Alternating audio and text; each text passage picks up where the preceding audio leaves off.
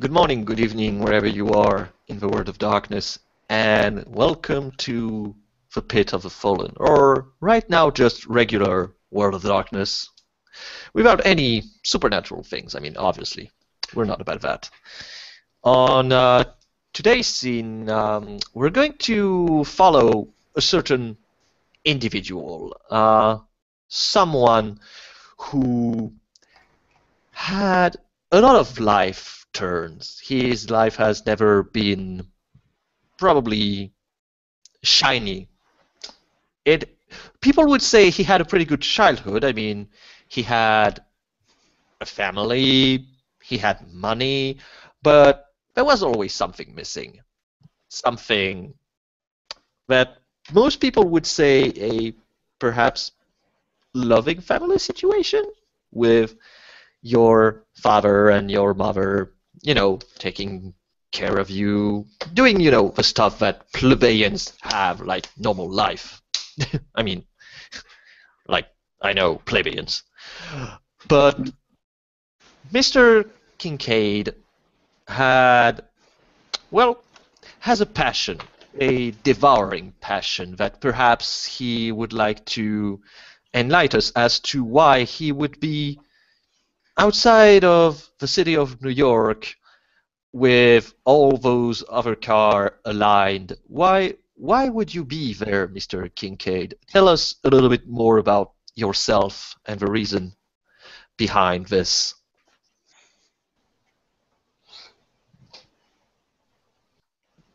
The racing and the cars, it's the only place where he felt at home. It's the only place where he felt he could be himself. He didn't have to put on a mask. He didn't have to try to fit anyone else's mold, namely his father's. Hmm. And you've of obviously, being easy on the money and cars and searching for adrenaline, perhaps as a way to prove that you exist and you are the best. You've participated in a few races, some official, some legal, some discutably legal. This one, however, attracted your attention. This is a very special race, a race that you've heard rumors about. It's a race that takes place sometimes every certain year. It's a race where basically the prize is not another one's car or money. The price is more vague. The price is apparently, as described by the rumors and the other participant, the price is whatever your imagination can bring. As it is rumored that one who organized the race can pretty much make your dreams come true. So, I do not know what Mr. Kincaid might have thought of that, but I think that would have perhaps piqued his attention, because that's not every day that you hear someone pretty much stating that as a prize for the winner. So, Mr. Kincaid, do you race because you are intrigued by this offer, or is this just the thrill of participating in a race that, according to the description that people gave you, is a race where, well, you pretty much put your life behind the wheels? It's the thrill of it. He's in control for the first time in his life. I see. So, just as a way, because you've described it pretty well, your character is here for the thrill, the control. Why would Mr. Number 9 participate? Well, he has a running bet with this guy from Tokyo that if he wins this race, he'll definitely get that rare ass bird from Africa, because that's what they're betting on. They're getting that bird, especially made for hunting. Okay. Mr. Purple Car, why do you participate? It's a girl in a purple car. Well, miss, I can't really tell. You're a car. But well, her brother is in hospital and she needs money desperately to pay for the surgery. And so her brother is going through heart surgery and she needs money to pay for it. And so the only way she found, because her actual day job doesn't pay much, so she found that to have a whole lot of money and maybe win the race. Mm-hmm.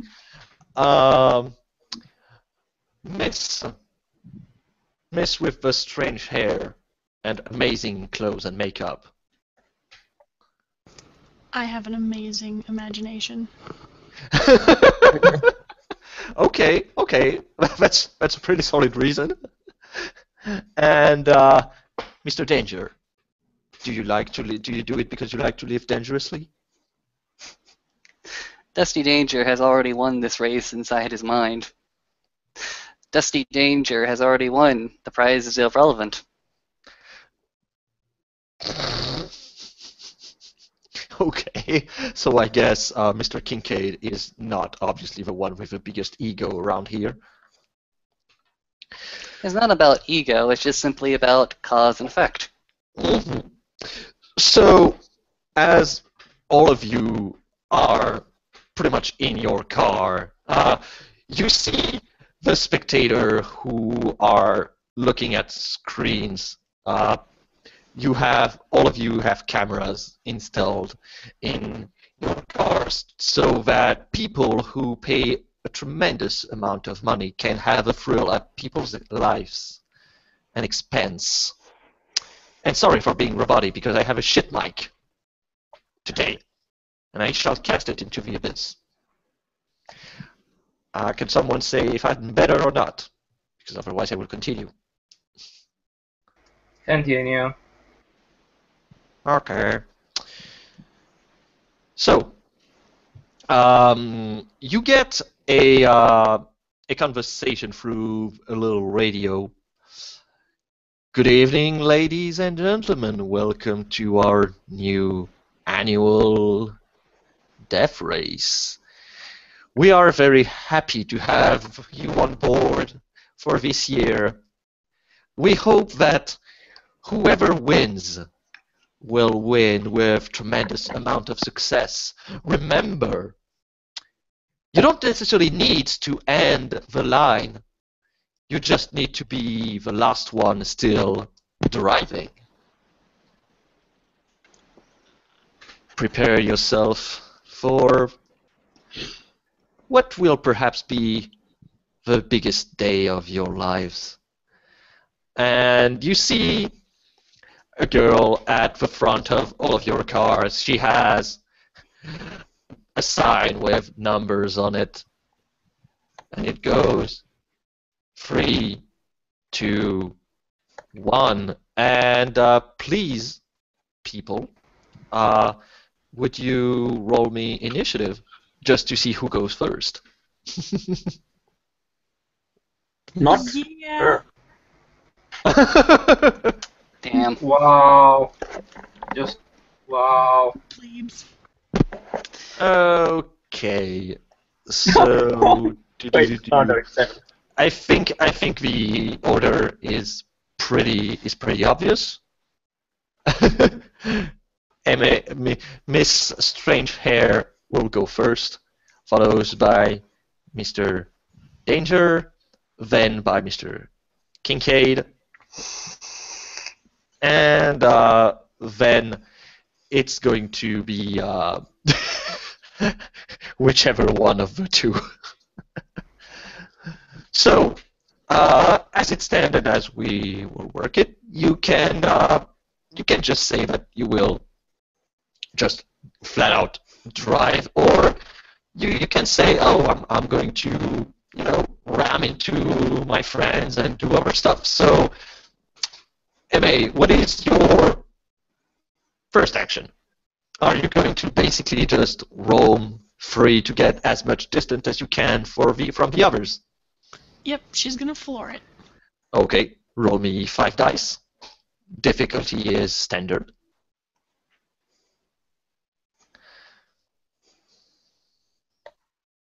Oh, wow. Okay, so you start to go like the wind. Like even the other racers are probably baffled at the sheer speed that you go. Second one, Mr. Danger. Pedal to the metal. Blah, blah, blah, blah. Yeah, pedal to the metal. Okay. Does that make sense? Yes. Okay. Roll in. All successes. Yeah, because some people cheat. Yeah, some people do cheat. So even with your amazing beginning, you start to see that someone is just going side by side to you, and then wow, just starts to get a little bit before you. Now, Mr. Kincaid, we are waiting for your action. Oh, I obviously. thought we were adding wits and dexterity. My fault. No You problem. probably can. I don't think we have any of that. You Yeah, can. no. You can if you want. What? How much would that put you? It would put That you would at. put me at 8. That's why I have the 8 there. Okay, then go on. I mean, I was just through a dice, but yes, you're the hero of this. So go on. Show me. Show me what you got. 4 dice, but all successes. Yes. Woot! So, yeah, you go. You go, maybe. I hadn't seen you were called Death Wish. Initiative order. Gotta love crack driver. So, you go. Obviously, everyone has a little compartment in their car with a gun, if they so wish to use it at some point. Even Mr. Kincaid.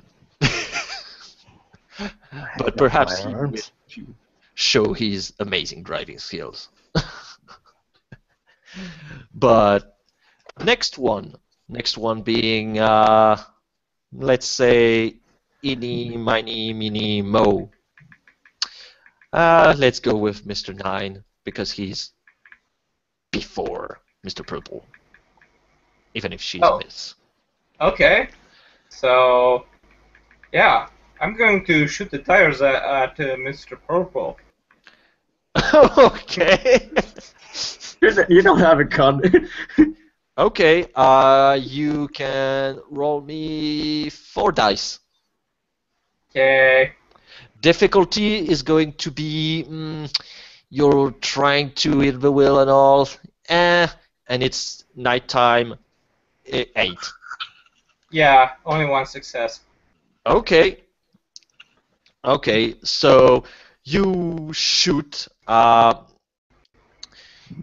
through it, and yeah, you damage the car, but it's still up. But Miss Purple will have 1 damage to her car, but I will note.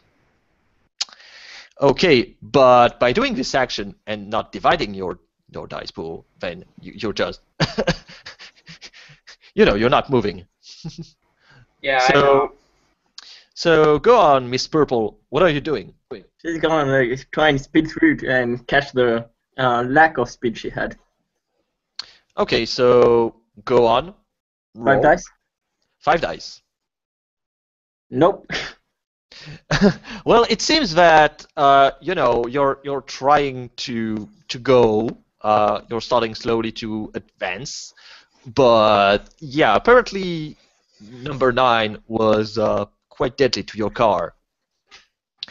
And all of you are continuing the main road as your lights flash up into the night, as it's starting to be quite clear that this race is going to ask quite a lot of concentration, because you can see that there's pretty much a side of a precipice, which unfortunately, if you were to make bad turns and other things like that, could potentially be mortal to you. And I would like the normal people who are racing right now, I would like them to roll me 4 dice at a difficulty of 7. And Mr. Kincaid, would you roll me perception alertness at a difficulty of 7? I said only the ones who are racing, Mr. Number 9. Perception alertness. Sorry. Okay.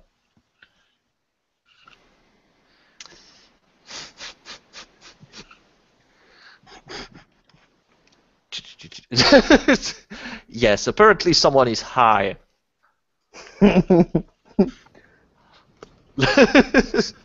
Maybe a little bit. Just a little bit. A little bit. I mean, nobody's going to begrudge you for that. I mean, it's a death Damn race. these eyebrows. It's a death race, isn't it? Yup. So, We need some death in it. okay. Oh, hold on. Difficulty 7. Yes, difficulty 7. One success. Okay, so for those who are currently racing, you see that there's something shining on the road. Something spiky.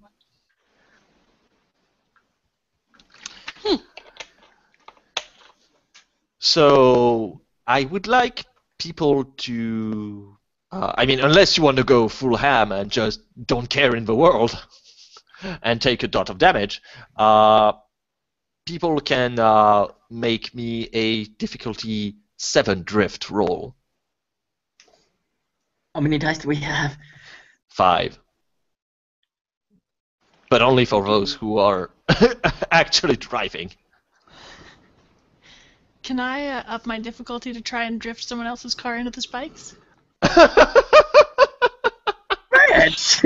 I like that thinking. Okay. Who are you trying to aim? The one who is in front of you or the one who is next to you? The one who's next to me. But I don't think I probably did it. Well, actually, what did you say the difficulty was? 7, but if you up it, it's more. The difficulty was 7. Well, nope. Standard. So, okay, you don't pass. You're trying pretty much to drift into a person next to you. However, apparently, unless of course Mr. Kincaid completely botched his driving roll. Let's see. Crack driver drifting roll would be 5 for me. Mm-hmm. Yep. Go on. That's 2 successes. It's enough. It's enough for this. So you see that indeed, the driver that is next to you try to ram you into those little spikes, but you manage to keep the control of your car. And Can I go ahead and try to slam him into those spike traps? well, yes, but perhaps you should wait for me to finish what I was saying. You mean person. So you're doing your drift as your car, almost touch the edge, and now is the turn for Mr. I'm in first place. Yes, but basically it's just a quick hard knock on the brakes and then just a ramp up, trying to go ahead and use the back left hat to sweep him back Okay. onto those spikes, if you let me. Okay, to do so because you're still trying to, drift at the same time because you have to get away from those spikes. Mhm. I'm going to say difficulty 8. All right, fair enough. Difficulty 6. Hey, didn't even need it. Okay, so you're doing your maneuver as Mr. Kincaid, having escaped someone, but apparently someone else has another idea, and your car is pretty much for a second rammed back near those spikes, and you can hear the sound of metal hissing against your car as it takes a damage to it. Okay. But your role makes it that you still manage to keep the control of the car. And you take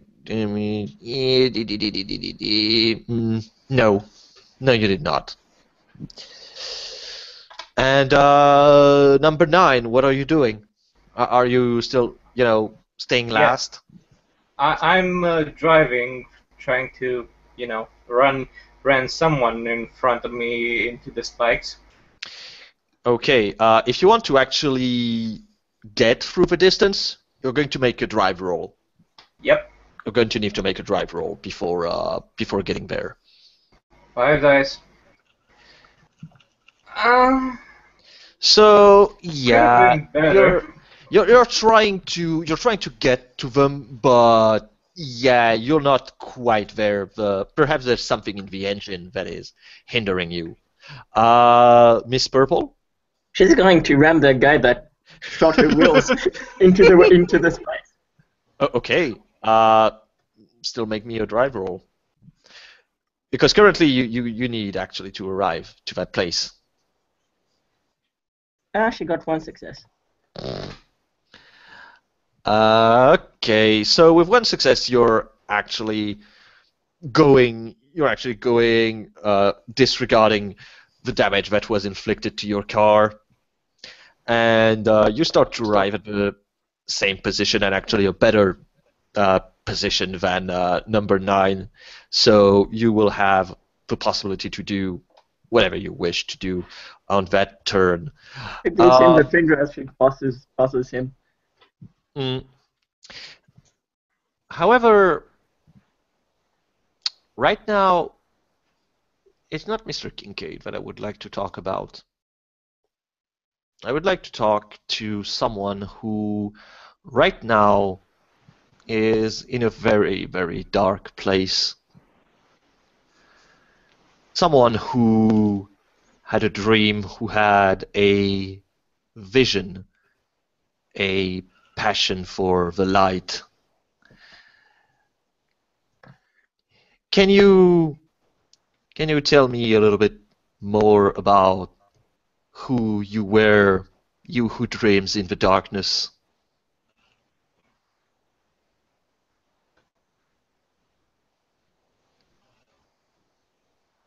Robert, that's your cue. No, I was trying to. He's talking about your angel self. Yeah, I know, but my thing didn't switch like I wanted it to. Ah, sad. Being an asshole.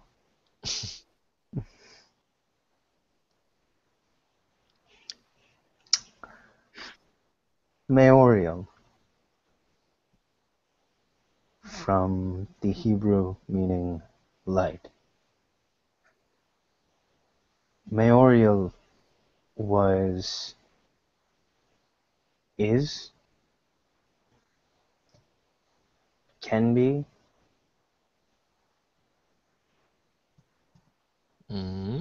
not anymore. A member of the Crimson Legion. He fought in the battle. He fought, knowing deep in his mind that the code of ethics set before him by the Creator should not have been changed. That humanity needed a guiding hand.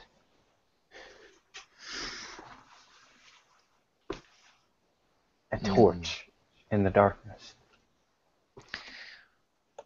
It's funny that you should mention torches, because through this dream state, this torture that you feel every single hour, minute, or was it eons ago? You're not very sure. Time is stretched into the abyss. It is something irrelevant for who you are, who you were, but you can almost see it. You remember the days where you stood with your fellows legionaries, facing those humans on the field, looking at them, guiding them, answering their questions when they came to ask to you, a member of the first house, one whose very role is to lead, is to inspire.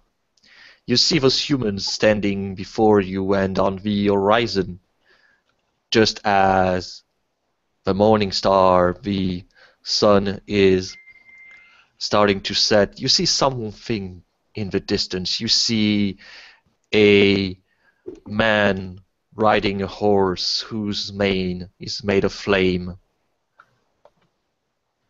And we shall get back to the real world. As well, what does Miss Run is going to do? So basically, through this, you guys are pretty much set on towards the race. So unless you want to do special maneuvers, meaning, for example, choosing to take more distance, choosing to attack your adversaries, etc., there will not be any modification of your order right now, which is Mr. Danger, first place, Miss Cocaine, and Mr. Kincaid on a tie, and the two others behind. So, Miss Cocaine, Snowdrifter, as she is known. What is your course of action? I am going to try and get ahead of Dusty there. Okay.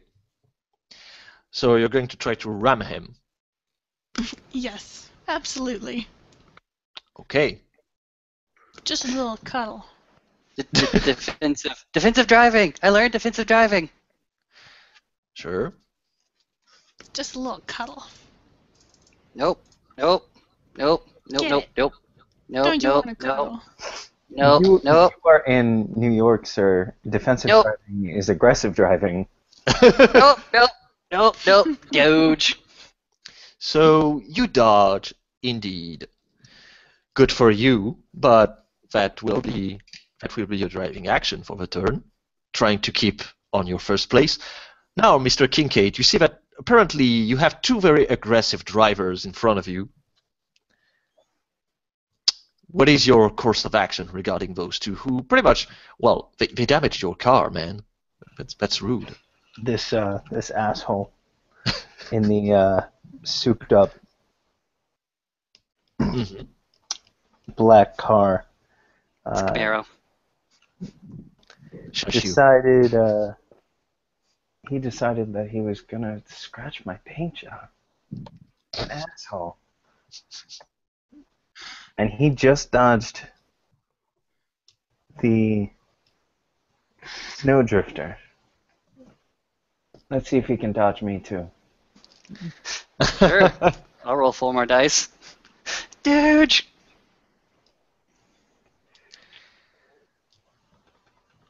Go on. Rolling 4. Which unfortunately, Mr. since you. Okay. So Oh no. so you're Nobody Sorry, gets guys. anywhere. so you're trying to ram him, pretty determined to make him pay for your paint job. However,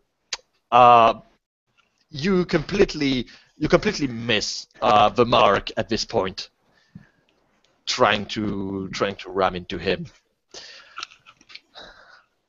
And well, unfortunately, unfortunately, Mr. Dusty is too busy trying to dodge those crazy people. So, regarding number 9, what are you doing? Someone is in front of you. Yeah, I'm going full speed ahead. Okay, so you're going to make me the diff 7 to try to dodge. Make me now the perception roll, please. That 7. was how many dice? 3 dices, I think I said. 3. Okay. I have 1. Okay. Nelson, do also the roll that way. We will see.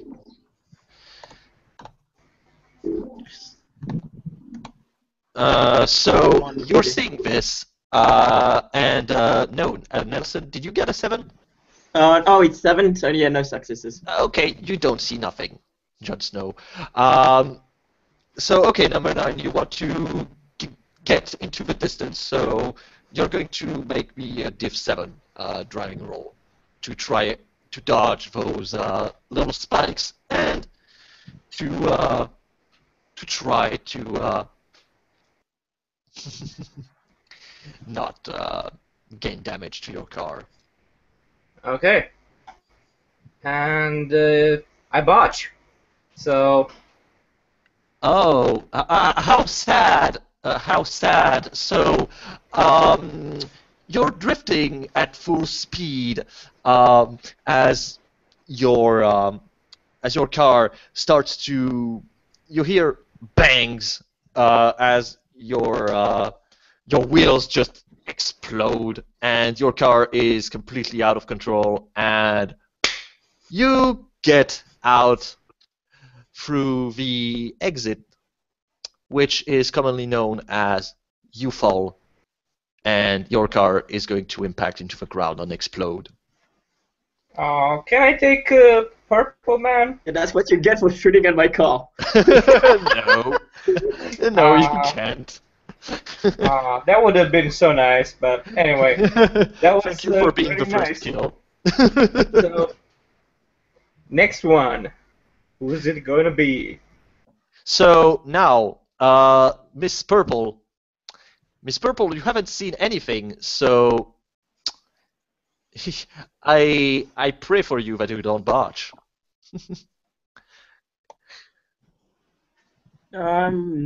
Wait. I'm not sure. It's 3 ones and 2 successes, so I think it's a botch too. I'm not sure. No, you got the diff, so it's a fail. So indeed, you take another damage, and you will try to keep the control of your vehicle for the next turn, and not follow number 9 to his death. So back at the top, you're continuing into the terrain as the night is not getting any younger. It's getting a little bit more dark, and up ahead, it's a little bit strange as what you see in front of you. You know, you see the white bands on the ground. You see the road, but at some point, you see just black, something black on the road. Could that be oil? Oh my. Oh snap! Oh god, I'm trapped in Spy Hunter! On the road. So, I'm going to ask you people to try to keep control of your vehicle, considering that you're going at a certain speed. I will still set it at difficulty 8.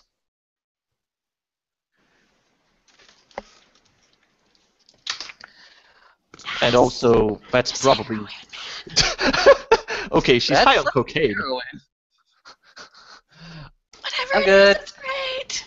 I'm good. And Mr. Kincaid. Oh, you're good. You're good as yes. Everyone here still control their cars as they are going through that oil that has been so madly put there. I mean, it's almost as if someone wants you to pass through the decor and die. Like, what kind of people would do that? And I as can you imagine. and as you pass this, you pretty much don't see any more of the road at this point. Apparently, there's still this oil a little bit everywhere, and suddenly you see some light at the end of one of the tunnels. It's someone with a flare on his hand, and you see that fucker throwing the flare into the tunnel. And Mr. Kincaid, if you would perhaps make place for the one who is wading into the abyss.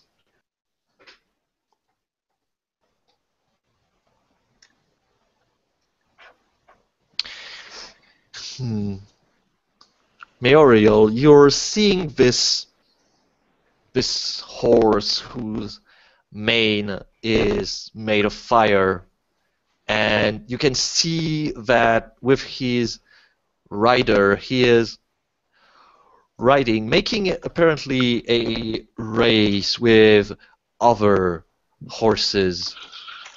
They are all fighting each other as this one seems to have something inside him, something that drives your attention to him. It's you know that what you're seeing is not really there. You know that the abyss tends to play tricks to the mind of those who it's tormenting. However, you see something that you recognize inside this one. You recognize the driving goal, this flame, this light that you see in every human. Every single one of them has this flame, this flickering hope for greatness. But you see that this one, his flame is burning, but it is flickering. How do you feel about this human? How do you feel about all of them who are currently around you seeking your advice as you see this race taking place in front of you? The other flames are burning brighter than this one.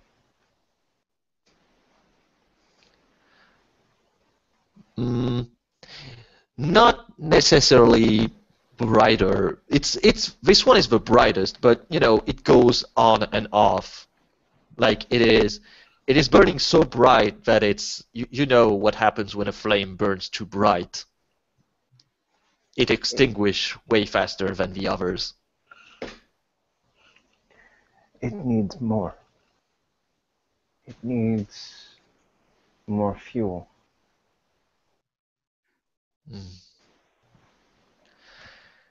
Do you approach this this racer? Of course.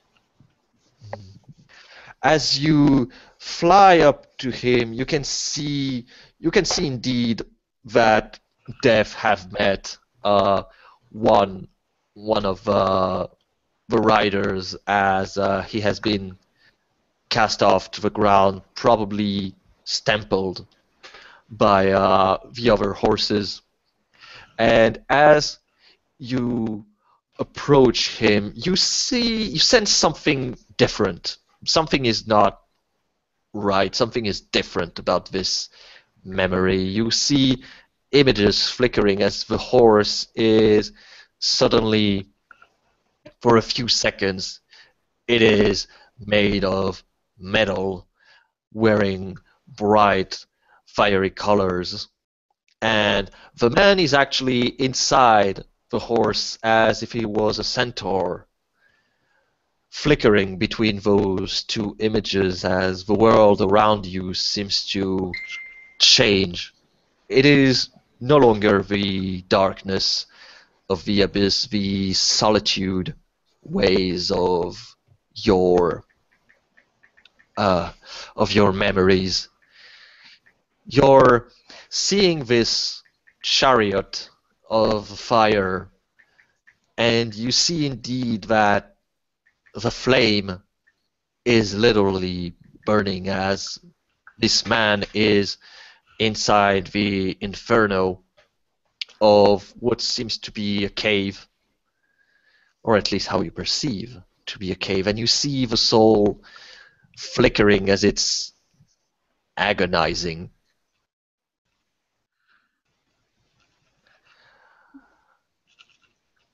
Okay. What does Maoriel do? He will reach his hand inside. Sort of brush his hand around the flame and let it dance between his fingers. And as you let this flame dance on your finger, you can hear and feel it's a heartbeat. It is beating so fast, beating as the sound of 1,000 horses. And just as it goes, the flame suddenly is extinguished. The flame is gone, being taken somewhere else, somewhere that you don't know, but you're feeling something right now as you are now breathing fire. You are a literal avatar of the flame, as you are currently trapped inside this car, this chariot of metal. You're sensing your lungs burning. You almost don't see anything as your eyes have been shut down by the sheer amount of flames. And your flesh is burning. But slowly, as you gain control through the flames, through the sheer amount of pain, you have something that this man didn't have. You have something far more powerful. You're a member of the first house, and upon you lies the faith, the light of the Creator, and you start to heal this corpse that you know the name as it is crushing through your memories as you are fusing with it. You're no longer Maoriel, but neither are you Kincaid, the son of a very powerful lawyer, a son of Adam and Eve, a man. You are something more. You're one of the fallen, and the world that you see around you is a world that has changed since you first stepped into it. You can see and feel the concrete under your feet. You can feel and smell the air, who is a strange mix of fire burning oil and burned flesh. But you still see something in the horizon. You see the brightness of a city, a promise for an interesting tomorrow for one such as you. How does it feel to be, well, human, or at least as close as one could be?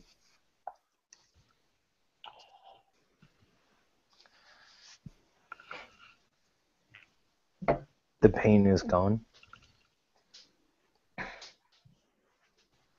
Mhm. The first thing out of his mouth is a laugh.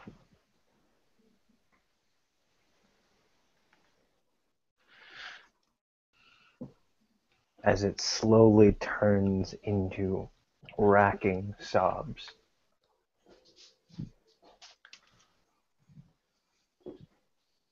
And he'll fall to his knees, and he'll look around.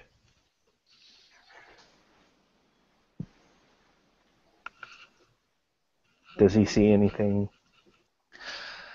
From around you, what you can see is that you're pretty much what you would identify as a road.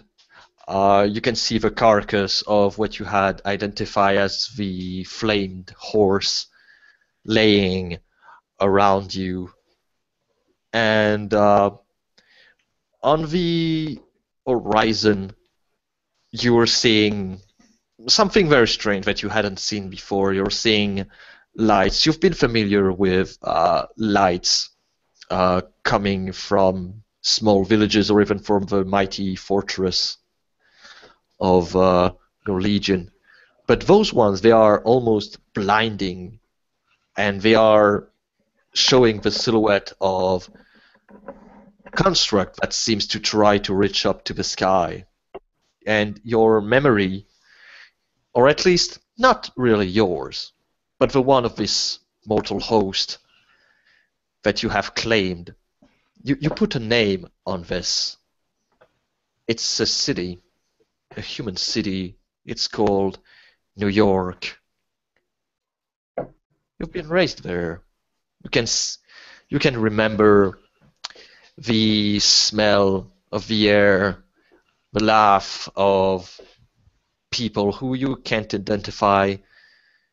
You see someone screaming at your host.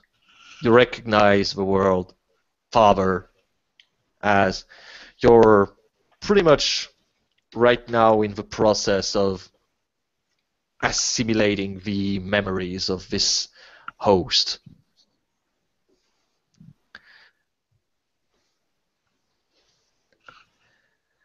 And you know that he was basically apparently racing for a prize that he will obviously never get.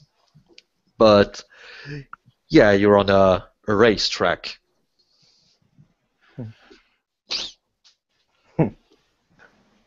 He'll look around at the damage, sort of walk off the racetrack.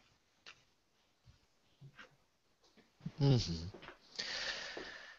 And as you're going off the racetrack, I guess that you're going to try to get to the city, obviously.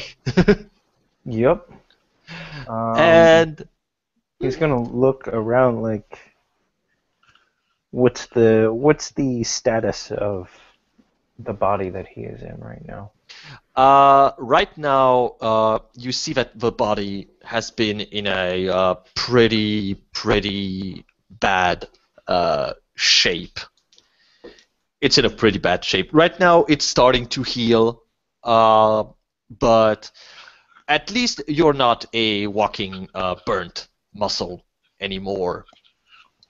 But you still feel that basically it's going to take a little bit a little bit of time for you to actually heal.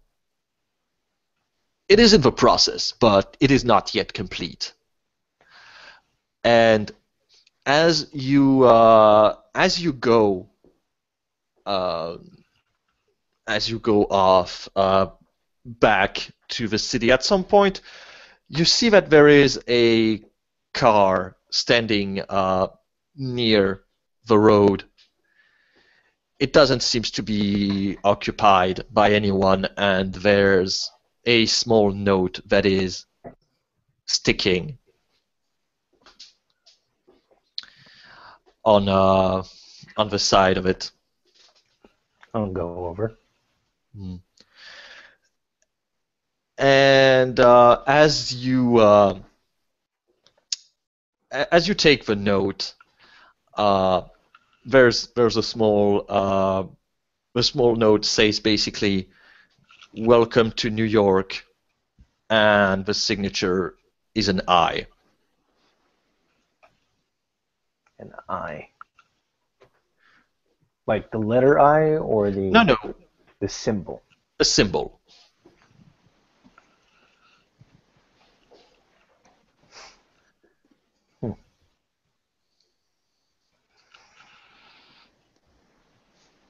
Sort of crumple it up. Get into the car. Try to access where home is. You concentrate a little bit, trying to go through the memory. For a second, you almost see a fortress, but you brush it aside. This is not home, or at least it used to be home. And you get the image of the host house as pretty much the way directing to it is starting to work into your brain. I guess I'll follow those directions then. And I guess with that, we can call it a scene. Thank you, players, for playing, watchers for watching, and we will see what the future has in stock for our newcomer.